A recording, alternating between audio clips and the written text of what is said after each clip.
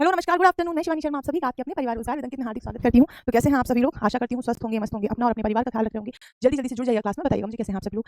कोई दिक्कत, कोई समस्या, कोई परेशानी आप सभी लोगों को नहीं होगी ऐसी मैं उम्मीद करती हूँ। गद्यांश आपका टॉपिक चल रहा है और इसमें हम आज नया गद्यांश देख रहे हैं। एक तो दिक्कत बड़ी, ये क्या है भाई, ये नजर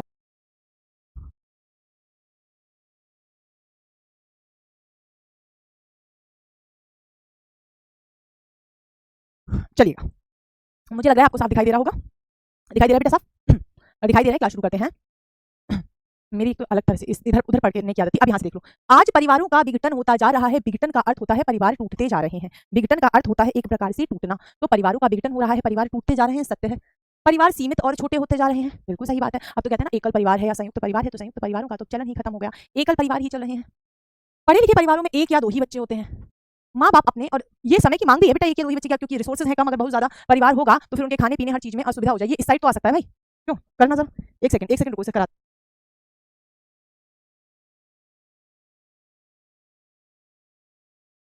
अभी ठीक है, इसे इधर जगह दे दी हमने। लिखा भी नहीं, अरे इसके नीचे लिखा भी नहीं जाएगा, वो तैयार है, कोई नहीं। एक या दो ही बच्चे होते हैं। माँ बाप अपने उपलब्ध संसाधनों, क्योंकि रिसोर्सेज तो कम ही है ना, है ना, तो आप कहेंगे हमारे रिसोर्सेज तो बहुत कम है, तो माँ बाप भी क्या करते हैं, जितने रिसोर्सेज हैं उनमें बड़े लाड़ प्यार से बच्चों को अच्छी शिक्षा दिलवाते हैं। हर माता पिता का एक सपना होता है कि उनके बच्चों की शिक्षा कैसी हो, अच्छी हो। दुलार के साथ इस पैराग्राफ में आपको इमोशनल कर दूंगी अंत में। आप बताओ, आपको देखना कि माता पिता हमें अपनी जितना भी हम पे होता है, जितना भी उन पर होता है उससे भी ज्यादा वो हमें संसाधन हमारे लिए देते हैं, बड़े दुलार से हमें पढ़ाते हैं और दुलार के साथ बड़ा करते हैं। ठीक है, पुराने समय में लालेत पश्च वर्षाणी 10 वर्षाणी ताड़ेत, कहते हैं 5 वर्षों तक लालेत पंच वर्षाणी, 5 वर्षों तक आप क्या करें, लाड़ करें, और 10 वर्षाणी ताड़ेत, और 10 वर्षों तक क्या करें, फिर ताड़ना देना शुरू कर दें, तो फिर आप बच्चा उससे सुधर जाता है। वाला फॉर्मूला अब बदल गया है। इतना लाड़ मिलने के बाद आजकल एक आपने ट्रेंड सुना है कि सीबीएसई स्कूल से वहां बच्चों को मार नहीं सकते, टीचर बच्चों को पनिश नहीं कर सकता, माँ बाप बच्चों के साथ फ्रेंडली होंगे, उन्हें मारना नहीं चाहिए, उन्हें डांटना नहीं चाहिए, वाला फॉर्मूला चला है ना खासकर। तो 10 वर्षों तक ताड़ने का भी, ताड़ना देने का फॉर्मूला भी बदल गया है। इतना लाड़ मिलने के बाद तो सिर्फ प्यार प्यार मिल रहा है ना, फ्रेंडली बिहेवियर करो, बच्चों से कुछ मत कहो, बच्चों के दिमाग पे नेगेटिव असर पड़ता है। ये पता नहीं कहाँ कहाँ से चीज आई है। हमारी तो बहुत पिटाई लगती थी बचपन में, लेकिन कोई बात नहीं, बदल चुका है। इतना लाड़ मिलने के बाद जो आज की नई पीढ़ी के बच्चे असहनशील होते जा रहे हैं, उन्हें जरा सी बात की भी सहन नहीं हो रही है। अगर शिक्षक कक्षा में उनसे कुछ भी कह दें, घर में माँ बाप या रिश्तेदार कुछ भी कह दें, तो वे तुरंत प्रतिक्रियाशील हो जाते हैं, वे तुरंत हर चीज का रिएक्शन देने के लिए तैयार होते हैं। क्लियर है? ग्रहणशीलता समाप्त होती जा रही, किसी चीज को सुनकर ग्रहण कर लेना, बर्दाश्त कर लेना, ये बिल्कुल बिल्कुल खत्म होती जा रही है। और जैसे वे चाहें वैसे करने की आजादी होनी चाहिए कि नहीं बच्चों को आज के टाइम में। चलिए, अस्तु एन केन प्रकारेण, इसका मतलब है क्या, एन केन प्रकारेण, किसी भी तरह बच्चे पढ़ लिख कर क्या करते हैं, नौकरी पा जाते हैं, कहीं ना कहीं उनकी जॉब लग ही जाती है, या अपना काम संभाल लेते हैं, कुछ अपना बिजनेस इत्यादि काम संभाल लेते हैं। बहुत पिटाई करती थी स्कूल में मम्मी, स्कूल टाइम पे मम्मी, नहीं तो पापा भी पिटाई करते थे, मम्मी भी करती थी, और टीचर्स भी मारते थे, हाथ ऊपर करके ऐसे भी खड़ा कर देते थे, और मुर्गी उर्गी तो खैर नहीं बनाया, लेकिन हाँ मारते थे, खूब मारते थे, सीबीएसई वाले टीचर से खूब मारते थे। अब देखो मार ही नहीं सकते, पढ़ लिखकर नौकरी पा जाते हैं, या अपना काम संभाल लेते हैं, या फिर क्या करते हैं लोग, अपना काम भी संभाल लेते हैं। ठीक है, माता पिता धीरे धीरे बूढ़े होते जाते हैं। क्या होते हैं, माता पिता तो वृद्ध होते ही हैं, सीधी बात है, बच्चे बड़े होते हैं, माता पिता बूढ़े होते हैं। ठीक है, हाँ आप तो ठीक हूँ मैं, कोई दिक्कत नहीं है। उनके द्वारा बचपन के प्यार से लेकर उस समय तक के त्याग और बलिदान, देखो बूढ़े होते हैं, उनके द्वारा बचपन के प्यार से लेकर उस समय तक के त्याग और बलिदान, जब तक बच्चे कामयाब नहीं हो जाते, कि अपने बच्चों द्वारा भुला दिए जाते, बलिदान उन्हीं के अपने बच्चों द्वारा भुला दिए जाते हैं। और बाद में क्या होते हैं, जब बच्चे जैसे ही कामयाब होते हैं तो माँ बाप का प्यार दुलार त्याग हम सब भूल जाते हैं। हमें ध्यान ही नहीं रहता कि हमारे पेरेंट्स ने हमारे लिए कितना किया है। हमें लगता है सब हम अपनी मेहनत से कर रहे हैं, समझ गए। माँ बाप बूढ़े और शक्तिहीन है। अब क्या है, माँ बाप बूढ़े और शक्तिहीन है, सीधी बात है। बच्चे बड़े होते हैं तो माँ बाप बूढ़े हो जाते हैं।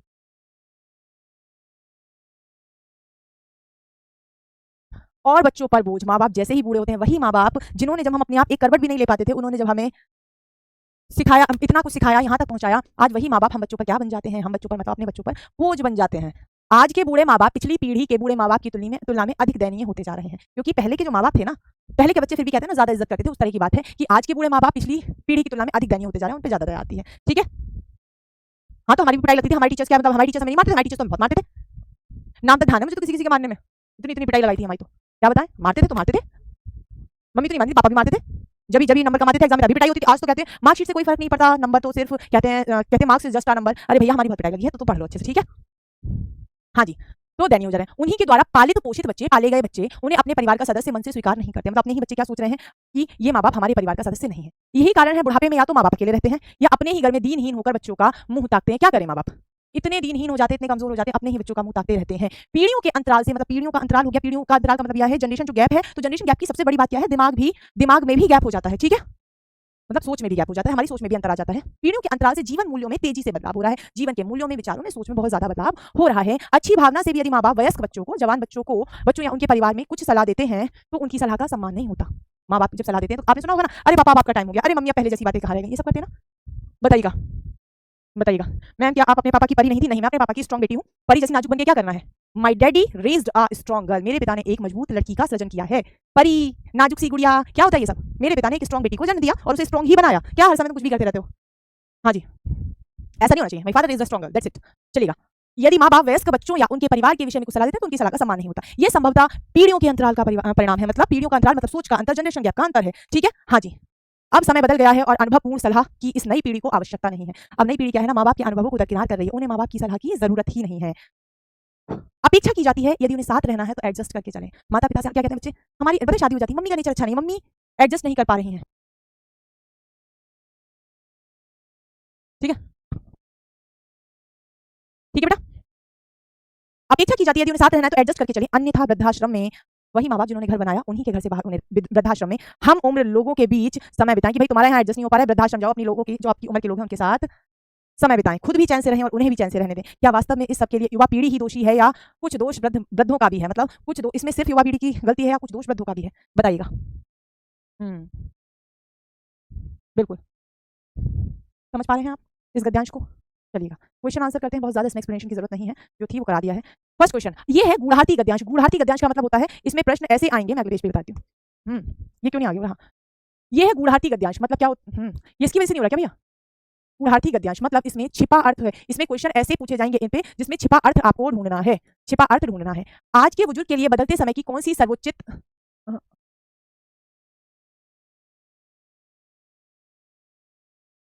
लो देखो बेटा,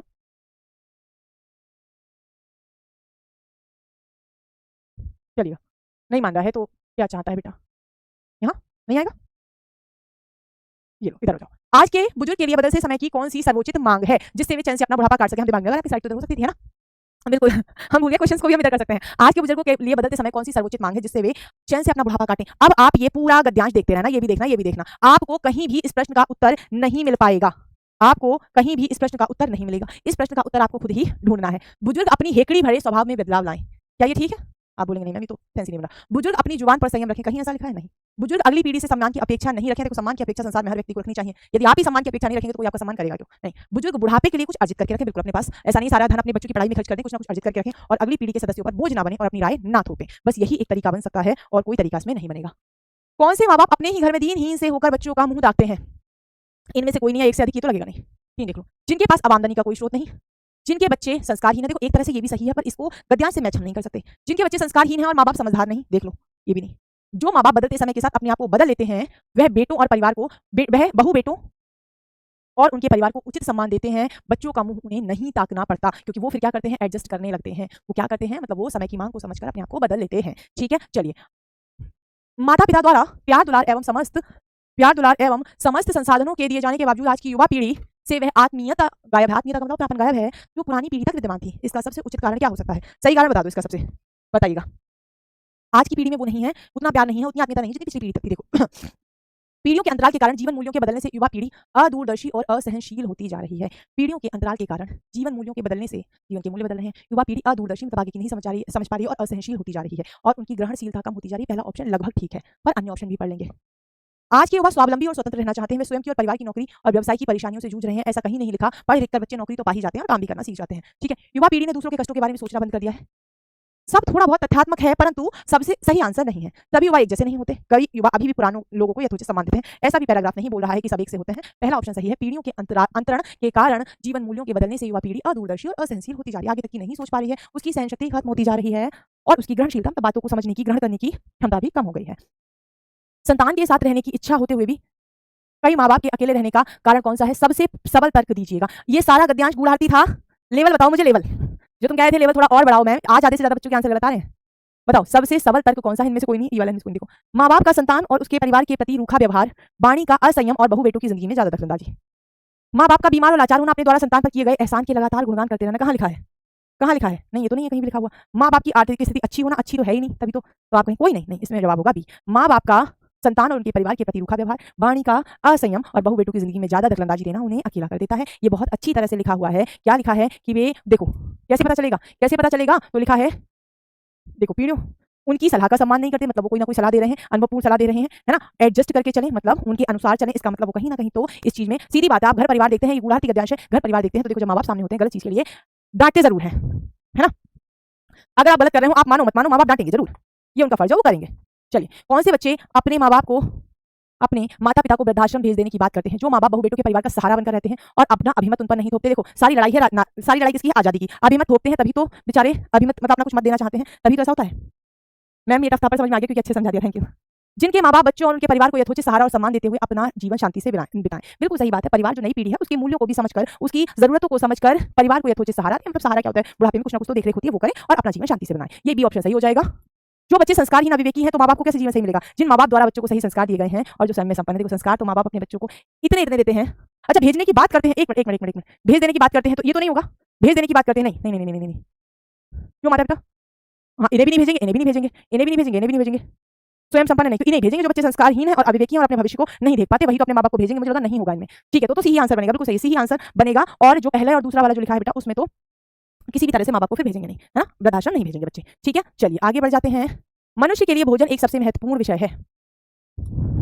फूड की बात चली, खाने की बात चली, खाना खाना खाना खाना, हाँ सही है, ठीक है, खाना। मनुष्य के लिए भोजन एक सबसे महत्वपूर्ण विषय है, सबसे जरूरी विषय है, सबसे ज्यादा। कहते हैं ना, आपने कहावत सुनी होगी कि सब कुछ पेट के लिए करना पड़ता है, पेट के लिए करना पड़ता है मतलब भोजन के लिए करना पड़ता है ना? चलिए, मनुष्य के लिए भोजन सबसे महत्वपूर्ण विषय है। भोजन के लिए लोग ना जाने क्या क्या करते हैं और ना जाने कहां से कहां तक चले जाते हैं। फिर भी हमारी दुनिया की एक बड़ी सच्चाई है कि रोज लगभग 70 करोड़ लोग भूखे रह जाते हैं। कितने लोग दुनिया में? 70 करोड़ लोग भूखे रह जाते हैं, समझ रहे हो? जिसमें 25 करोड़ लोग भूखमरी जैसी जिंदगी जैसी स्थिति में रहने को मजबूर है। मतलब 25 करोड़ तो ऐसे हैं जिन्हें एक टाइम का खाना भी पेट भर के नहीं मिल रहा है। दुनिया में बहुत प्रयासों के बावजूद खाद्य सुरक्षा की समस्या बढ़ती चली जा रही है। खाने पीने की जो समस्या है, खाद्य सुरक्षा की समस्या बढ़ती ही जा रही है।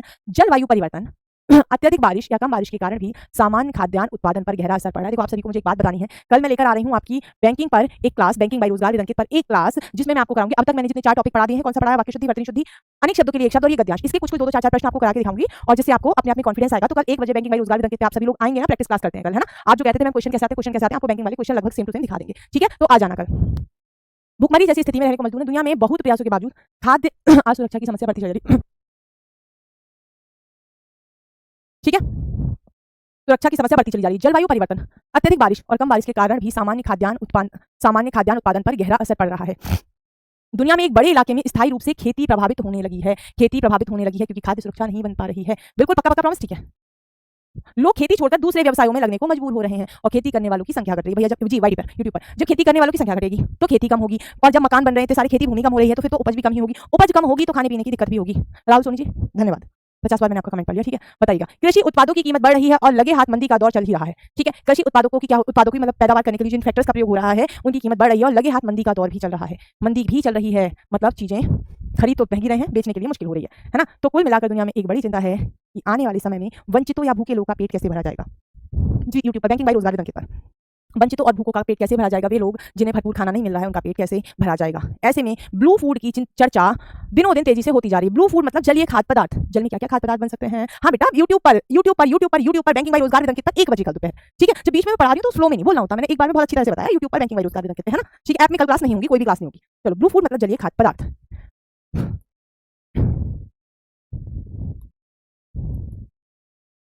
इसमें कोई शक नहीं है, हमें पानी से मिलने वाले खाद्य पदार्थों के बारे में पूरी जानकारी है, लेकिन हमने कभी इस बात पर ध्यान नहीं दिया कि जलीय खाद्य पदार्थ क्षेत्र में कितनी संभावना है, मतलब कितना खाद्य पदार्थ हम जल से ले सकते हैं। खाद्य मछली हो गई, केकड़ा हो गया, ब्लू फूड ये तो कहलाता है, झींगा हो गया, ये सब क्या है? और कुछ वनस्पति इत्यादि भी होती है समुद्र के किनारे, उनकी बात चल रही है। खाद्य आपूर्ति की हमारी योजनाओं को थल का मतलब होता है पृथ्वी भाग या खेत वनों में पैदा होने वाली ही बहुलता होती है। खाद्य आपूर्ति की हमारी योजनाओं में थल भाग या खेत वनों में पैदा होने वाली की बहुलता होती है। हम हमेशा क्या सोचते हैं, जो भी योजनाएं बनती हैं कि देखो जो थल मतलब पृथ्वी पर जो खाद्य पदार्थों की संख्या है उन्हें बढ़ाएं। ये ब्लू फूड कई खाद्य प्रणालियों का महत्वपूर्ण घटक है। फिर भी खाद्य नीति बनाते समय हम जो फूड सिक्योरिटी इत्यादि की बात करते हैं उस समय इन पर बहुत कम ध्यान दिया जाता है। हमें अपनी खाद्य नीति में जलीय खाद्य पदार्थों को भी शामिल करके खाद्य सुरक्षा का विस्तार करना चाहिए। बिल्कुल सही है। भारत में ओडिशा या दक्षिण भारत के कुछ लोग क्षेत्रों में दोपहर का भोजन ब्लू फूड के ही एक प्रकार मछली का उपयोग शुरू हो रहा है। उड़ीसा और दक्षिण भारत में क्या हो रहा है, लोग दोपहर में एक ब्लू फूड के तौर पर एक मछली का उपयोग करते हैं, लेकिन इस कार्य में बड़े पैमाने पर उन तमाम क्षेत्रों में ही किया जा सकता है जहां जलीय खाद्य पदार्थों की प्रचुर उपलब्धता है। सीधी बात है। अब आप जलीय खाद्य पदार्थ बहुत सारे उत्तर प्रदेश में तो नहीं बना सकते, समुद्री तटों पर ही ज्यादा हो सकता है, तो सही बात है। जहां नदियां इत्यादि बहुत ज्यादा होंगी, नदियों में भी क्या होता है, नदी में भी इतना नहीं होता, लेकिन समुद्र में ज्यादा होता है। जलीय खाद्य पदार्थ मीठे पानी और समुद्री परिवेश से प्राप्त पशु, पौधे और शैवाल दुनिया में 3.2 अरब से भी अधिक लोगों को प्रोटीन की आपूर्ति करते हैं, मतलब प्रोटीन की पूर्ति करते हैं। बताइएगा दुनिया के कई, भैया इनकी पवित्रता की क्योरी लीजिएगा। पवित्रता आप अपनी आईडी और नंबर लिखकर भेज सकती हैं। आपका नंबर हमारी टीम के सिवाय इस पर एप्लीकेशन पे किसी और को नहीं दिखता। आपकी परेशानी सॉल्व कराई जाएगी। आपकी क्लास नहीं चल रही है, अगर नहीं चल रही होती तो मुझे नहीं लगता आप मुझे कमेंट कर पाती, पर चल रही है इसीलिए लाइव नहीं दिख रही, तो आप करवाइएगा इनका, ठीक है, निवेश कराइएगा। प्रोटीन की आपूर्ति करते हैं। दुनिया के कई तटीय समुद्र ग्रामीण समुदायों में यह पोषण का मुख्य आधार है। यह बात भी छिपी नहीं है कि जल क्षेत्र 80 करोड़ से अधिक लोगों के आजीविका का साधन है, मतलब रोजी रोटी का साधन है, ठीक है। हाँ जी, लेकिन इतना विशाल क्षेत्र होने के बावजूद दुनिया में लोग भूखे सोने को मजबूर है। पोषण का बड़ा अभाव है। हमें जमीन आधारित खाद्य प्रणालियों की सीमा और उसके खतरों को भी समझना चाहिए। गौर कीजिए, ये खाद्य प्रणालियां संपूर्ण ग्रीन हाउस गैस उत्सर्जन में 1/4 के लिए जिम्मेदार है। अतः जलीय खाद्यों को बढ़ावा देने के बारे में हमें गंभीरता से सोचना चाहिए। ये पौष्टिक और टिकाऊ आधार है। कैसा है? पौष्टिक भी है, लोगों को प्रोटीन भी मिलेगा और ये लगातार समुद्र को खत्म थोड़ी हो रहा है, तो टिकाऊ आधार भी है। जिन देशों में जलीय खाद्य की संभावना ज्यादा है उन देशों में अपने भोजन स्रोत में परिवर्तन पहले कर लेना चाहिए। जहां पर ज्यादा जलीय खाद्य पदार्थ मिल सकता है वो पहले परिवर्तन कर सकते हैं। इस दिशा में प्रयास तेज होने चाहिए। एक सभ्य दुनिया में भोजन से जुड़े नैतिक दबावों की बजाय ज्यादा जरूरी यह है किसी भी इंसान को भूखे ना सोना पड़े। प्रस्तुत गद्यांश का वर्ण विषय हो सकता है, मतलब शीर्षक हो सकता है, टाइटल हो सकता है ना। कल भी चलेगी सैटरडे में 11 से 2, कोई बात नहीं, आपको तो सिर्फ 1 से 2 आना है। मेरी क्लास तो छोटी सी क्लास आ जाना। बढ़ती खाद्य समस्या, खाद्य असुरक्षा की समस्या, जलीय खाद्य की नहीं 11 से तो थोड़ी ना चलती है, वो तो इसमें चलती है ना, एप्लीकेशन में चलती है ना, तो एप्लीकेशन थोड़ी ना है अभी। बढ़ती खाद्य समस्या नहीं, खाद्य असुरक्षा की, एक मिनट, वर्ण विषय मतलब टॉपिक क्या हो सकता है? बढ़ती खाद्य समस्या, खाद्य असुरक्षा की समस्या, जलीय खाद्य की जरूरत, भूखमरी की समस्या। आप क्या कहेंगे यहाँ पे? सबसे बड़ी समस्या कौन सी है? बढ़ती खाद्य समस्या, कि हमारे पास भरपूर खाने पीने को नहीं है, तो बढ़ती खाद्य समस्या ही इसका सही टाइटल हो जाएगा। या खाद्य असुरक्षा की समस्या, सुरक्षा की होगी ना, आग क्यों लगाएंगे? सुरक्षा की होता तो ठीक था। जलीय खाद्य की जरूरत नहीं, भूखमरी की समस्या नहीं, खाद्य बढ़ती खाद्य समस्या है, उसके लिए एक उपाय से बताया गया है, भूखमरी की समस्या नहीं। ये तो एक बार को सोचिए, भूखमरी की समस्या पर ये नहीं है, ये तो क्या है, खाद्य की जो समस्या बढ़ रही है, कितने लोग भूखे सो रहे हैं, उसके बाद एक उपाय सुझाया गया कि जलीय खाद्य की जरूरत हो सकती है, ठीक है। बताइएगा कल में जुकाम हुआ जो आज बताइए, उपरोक्त गद्यांश के आधार पर बताइए खाद्यान्न क्यों कम हो रहा है? कृषि योग्य भूमि का कम होना, ये तो है। धरती का तापमान बढ़ना, सिंचाई के लिए वर्षा पर निर्भरता, लोगों का कृषि कार्यों में लिप्त ना होना चाहिए था, है ना। बताइएगा क्या होना चाहिए बेटा? वैसे तो होना चाहिए कृषि योग्य भूमि का कम होना। तापमान बढ़ने की अभी बात नहीं हो रही है, सिंचाई की भी बात नहीं थी, लोगों का कृषि कार्यों में नहीं, कृषि योग्य भूमि का कम होना, इसे हम अपने गुणाती तौर पर कह सकते हैं कि अब कृषि योग्य भूमि कम हो रही है। भूमि पर हम उतना नहीं उगा पा रहे हैं जितनी जरूरत है। सीधी बात यह है, भूमि पर उपज नहीं हो पा रही है उतना जितनी जरूरत है, तो इसमें ए ही बन पाएगा, ठीक है। चलिए नेक्स्ट देख लेते हैं। दिनों दिन बढ़ती खाद्य समस्या से कैसे निपटा जा सकता है? कैसे निपटोगे बताना? कृषि संबंधी उत्पाद बढ़ा के, जलीय पदार्थों का सेवन करके, फल सब्जियों का सेवन करके, डेयरी पदार्थों का सेवन करके। ये पूरी कौन सा? कृषि संबंधी उत्पाद बढ़ाकर, जलीय खाद्य पदार्थों का सेवन करके, फल सब्जियों का सेवन करके, डेयरी उत्पादों का सेवन करके। जल्दी बताना बेटा। तो आप कहेंगे मैम देखिए पूरा इसमें यही बताया गया, समस्या का समाधान क्या है? समाधान यही है, ठीक है। जलीय खाद्य पदार्थ से क्या अभिप्राय है? जल से पैदा होने वाले खाद्य पदार्थ, जल में पैदा होने वाले खाद्य पदार्थ, नदियों के आसपास पैदा होने वाले खाद्य पदार्थ, पानी के स्रोतों के आसपास पैदा होने वाले खाद्य पदार्थ। ये बता दो, इसका जवाब बताओ कौन सा हो जाएगा? ध्यान से देखो क्वेश्चन को, तब बताओ इसका जवाब। जल से पैदा या जल में पैदा, क्या होना चाहिए? तो आप कहेंगे जल के अंदर पैदा होगा तो जल में पैदा होगा, तो बी आएगा। नदियों के आसपास नहीं, जल में अंदर पैदा होने की बात। मछली जल के आसपास पैदा नहीं होती, जल में ही पैदा होती है, तो ये सिर्फ जल में पैदा होने वाले खाद्य पदार्थों की ही बात कर रहा है। आगे बढ़ते हैं। हमारी खाद्य आपूर्ति योजनाओं में किन उत्पादों का विचार नहीं किया जाता? खेतों में पैदा होने वाले खाद्य पदार्थ का, खेतों पे तो सबसे ज्यादा जोर दिया जाता है, ये भी नहीं। पशुओं से मिलने वाले उत्पाद नहीं, वनों से मिलने वाले उत्पाद नहीं, जल में पैदा होने वाले उत्पाद। कौन से उत्पाद? जो जल में पैदा हो रहे हैं। तो हमारी खाद्य आपूर्ति की योजनाओं में किन उत्पादों का विचार नहीं किया जाता? जल में जो उत्पाद पैदा होते हैं उनका। पूर्वी या दक्षिण भारतीय राज्यों में ब्लू फूड के रूप में कौन सा फूड खाया जाता है? ब्लू फूड में हमारे खाया जाता है, हमने देखा था पूर्वी या दक्षिणी भारतीय प्रदेशों में, एक तो उड़ीसा था जो पूर्वी में आता है, और दूसरे में था क्या? देखो, एक प्रकार की, भारत में ओडिशा जो पूर्व में है, दक्षिण भारत के कुछ क्षेत्रों में भोजन के समय ब्लू फूड की ही एक प्रकार की मच्छी खाते हैं। मच्छी, बताइएगा क्या खाते हैं? क्या खाते हैं बेटा? मछली खाते हैं, एक प्रकार की मछली, बताइएगा, ठीक है। नेक्स्ट देख लेते हैं। दुनिया के कई तटीय और ग्रामीण समुदायों में भोजन का मुख्य आधार है, क्या है? तो भैया खाद्यान्न तो सब में ही है, समुद्री खाद्य पदार्थ नहीं, सिर्फ समुद्र नहीं, जल में जितने भी खाद्य पदार्थ बनते हैं, चाहे वो तालाब में बने, चाहे वो, यहाँ पूरा ही पैराग्राफ किस पे है? इस पे आप कहेंगे जल के बारे में है, जल के बारे में है, चाहे वो तालाबों में हो, चाहे वो नदियों में हो, चाहे वो समुद्री तटों में हो। क्लियर है? मैं वेज हूँ। देखो जी, वेज या नॉन वेज खाना अपनी आपकी इच्छा पे निर्भर करता है। मैंने ऐसा तो कभी कहा ही नहीं कि आप मतलब मछली एकदम खाना शुरू कर दो, ये तो जिन लोगों के लिए आपूर्ति है और जो लोग खा लेते हैं उनके लिए होते हैं संसाधन। ऐसा नहीं है किसी पे थोपा जा रहा है, नहीं जी अभी तो मछली बना के ही खाओ, ऐसा थोड़ी है, ऐसा थोड़ी कहा गया। अपने विवेकानुसार आप खाते हैं कुछ भी खाना, लेकिन जो लोग खा सकते हैं वो क्यों भूखे रहेंगे? और मैं खुद वेजिटेरियन हूँ, पर मैं ये मानती हूँ विषम स्थितियों में जब खाने को कुछ ना हो, अगर मुझे 15 दिन कमरे में बंद कर दिया जाए, कहा जाए तो बस खाने को कुछ नहीं है, तो भूखा मरता कोई नहीं है, उस विषम स्थिति में कुछ खाया जा सकता है। हाँ, सामान्य स्थिति में मैं नहीं खा सकती, ठीक है। चलिए, ठीक है, तो सब सिचुएशंस होती हैं, है ना। चलिए नेक्स्ट देखते हैं। जमीन आधारित खाद्य प्रणालियां जिम्मेदार है जमीन को बंजर बनाने में। जमीन को उपजाऊ बनाने में, ग्रीन हाउस गैस उत्सर्जन के लिए, खाद्यान्न की समस्याओं के लिए। खाद्यान्न की समस्या जमीन आधारित खाद्य प्रणालियां जिम्मेदार है किस चीज के लिए है? तो इसने बिल्कुल चलने नहीं देता बोर्ड ये। देखो क्या लिखा है, हमें जमीन आधारित खाद्य प्रणालियों की सीमा और उनके खतरों को भी समझना चाहिए। गौर कीजिए, खाद्य प्रणालियां संपूर्ण ग्रीन हाउस गैस उत्सर्जन में 1/4 के लिए जिम्मेदार हैं। तो कौन सा आएगा? तो आप कहना मैम ग्रीन हाउस गैस का उत्सर्जन हो रहा है, सी ऑप्शन आ जाएगा डी। खाद्यान्न की समस्या के लिए कर नहीं रही है पूर्ति जमीन पर, मतलब जो खाद्यान्न हो रहा है तो उसको गिनती भूल जाओ, ऐसा ये क्या हुआ? ऐसा लिखा है कहीं कि जल में हम भोजन बनाएंगे तो जमीन को छोड़ देंगे, ऐसा तो कोई समस्या थोड़ी कर रही है, कमी पड़ रही है बस इससे। चलिए आगे बढ़ते हैं। अपने भोजन स्रोतों में किन देशों को पहले परिवर्तित करना चाहिए? जो नदियों के किनारे बसे हैं, जो तालाब पोखरों के किनारे बसे हैं, जिन देशों में जलीय खाद्य की संभावना अधिक है। हर सब कुछ संभावना पे टिका है ये वाला। जिन देशों में मांसाहारी भोजन अधिक खाया जाता है, ऐसा कहीं लिखा नहीं है और हम अपने आप जाएंगे लिखने। ठीक है, यही तो सोच है। धर्म भ्रष्ट कर सकते हैं, यहाँ धर्म भ्रष्ट करने की बात नहीं है। मानव जीवन ज्यादा जरूरी है या मानव ने धर्म बनाया है? धर्म ने मानव बनाया, मानव ने धर्म बनाया ना, मानव ने धर्म बनाया। सामान्य स्थिति में कोई नहीं खाता, खाना भी नहीं चाहिए, मतलब जो लोग नहीं खाते, मैं नहीं खाती, मुझे भी खाना भी नहीं चाहिए। लेकिन अगर कोई सामान्य स्थिति नहीं है, विषम परिस्थिति है, दवाइयों की फॉर्म में आते हैं ना, लीवर दिक्कत हो जाए, सी कॉड खाओ, मछली का तेल होता है ना, विषम परिस्थितियों में सब करना पड़ता है। इस चीज में इतना कहां से आ गया धर्म भ्रष्ट कर सकती हैं मैम आप? इतने इमोशनल करते, इमोशनली हो गए तुम तो, बिल्कुल ही इमोशनल हो गए, कमाल ही कर दिया, इन्हें टेंशन हो गई बिल्कुल। आजीविका शब्द का अर्थ गद्यांश के आधार पर आजीविका का अर्थ होता है रोजी रोटी। यहाँ पे क्या लिखा मैंने आपको उस समय बताया था, आजीविका का अर्थ होता है जीवन के लिए जो कार्य किया जा रहा हो, रोजी रोटी के लिए जो काम किया जा रहा हो। क्लियर है? Very good. Next question. मुझे लगता है आज इतने ही क्वेश्चन है, मैं 2 ही गद्यांश लाई थी, काफी बड़े गद्यांश में लेकर आई थी। कल के लिए मैं होमवर्क आपको इसलिए नहीं दे रही हूँ, किसलिए नहीं दे रही हूँ, कल आपको एक तो मिलेगा मॉक टेस्ट, मैं आपको एक पेज दिखाऊं, कल एक तो आपको मिलेगा मॉक टेस्ट, मतलब क्विज, मॉक टेस्ट भी कहना चाहिए। एक तो आपको मिलेगा हिंदी का क्विज, और मुझे आप परसों बताएंगे उस क्विज में, आपके परसों मतलब मंडे में बताएंगे, मंडे में आप मुझे उसका के मार्क्स बताएंगे। ठीक है, और कल आपका क्या है, एक प्रैक्टिस क्लास मैंने आपकी लगाई है, प्रैक्टिस क्लास मैंने आपकी लगाई है, जिसमें हम 5 क्वेश्चन सभी टॉपिक के करेंगे। 5 क्वेश्चन वाक्य शुद्धि, 5 करेंगे हम वाक्य शुद्धि के, ठीक है, और 5 हम किसके करेंगे? 5 हम करेंगे वर्तनी शुद्धि के, वर्तनी शुद्धि के 5 क्वेश्चन करेंगे हम, जो अभी जैसे हमने कोई टॉपिक पढ़ा था, अनेक शब्दों के लिए एक शब्द, अनेक शब्दों के लिए एक शब्द, लिए एक शब्द, एक शब्द, और एक गद्यांश हम करेंगे, तो 5 क्वेश्चन बन जाएंगे लगभग इस पर गद्यांश। और कुछ थोड़ा सा आपके लिए इन 5 में प्लस बोनस का कुछ करा देंगे, 2-4 क्वेश्चन बोनस में करा देंगे, 1-2 क्वेश्चन आपको होमवर्क को दे देंगे। तो ये कल की आपकी क्लास है, ये क्लास है आपकी कल के समय 1 PM। कल सैटरडे में आपकी 1 बजे क्लास है, ठीक है। अनेक शब्दों के लिए एक शब्द, कल सैटरडे में आपकी क्लास है, अनेक शब्दों के लिए एक शब्द भी कराया नहीं था, जो इससे पहले वाला टॉपिक था, कराया था ना? हाँ जी मैम, क्विज गद्यांश के ही होंगे क्या? नहीं, क्विज में भी चारों ही टॉपिक हैं, क्विज में भी सारे टॉपिक हैं, उससे अलग कुछ क्वेश्चन मैं आपको करा दूंगी। टाइम 1 PM रहेगा, और कल आपको मैं ये दिखाऊंगी, जो आप कहते हो ना कि मैम हमारा क्विज गलत हो जाता है, क्विज में मार्क्स बहुत नहीं आते हैं, ठीक है, हमारे मार्क्स बहुत नहीं आते हैं, क्विज में हमें दिक्कत होती है, तो वो क्विज करना आपको हम सिखाएंगे कि कैसे होता है, ठीक है।